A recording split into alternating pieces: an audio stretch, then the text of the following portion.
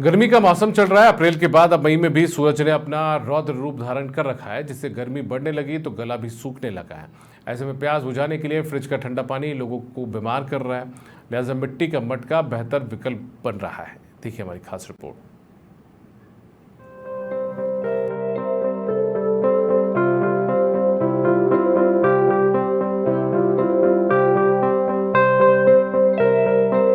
भीषण गर्मी का दौर जारी है। अप्रैल के महीने में लोगों को सूरज ने खूब तपाया।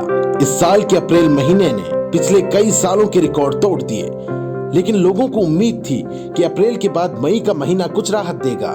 लेकिन मई महीने की पहली तारीख को ही सूरज ने वही रौद्र रूप धारण कर रखा है।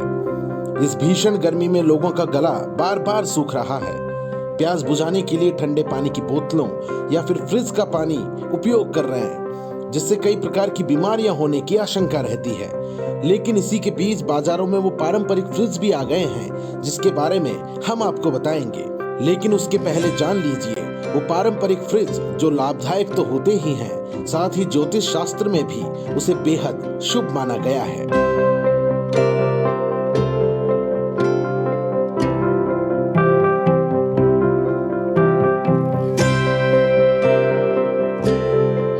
कड़ी धूप में अगर प्यास लगे तो ठंडा पानी पीने की इच्छा होती है। ऐसे में सबसे ज्यादा परेशानी गरीब लोगों को होती है, जिनके लिए फ्रिज का इंतजाम करना मुश्किल होता है। लेकिन एक ऐसा फ्रिज तैयार है जो गरीबों की भी प्यास बुझाएगा और महंगा भी नहीं है।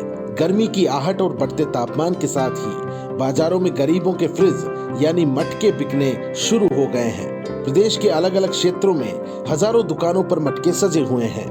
दुकानदारों का कहना है कि ग्राहकों की आपूर्ति के लिए आसपास के गांवों से मटके बनवाकर मंगवाते हैं। बाजार में 40 रुपए से लेकर 250 रुपए तक के मटके उपलब्ध हैं।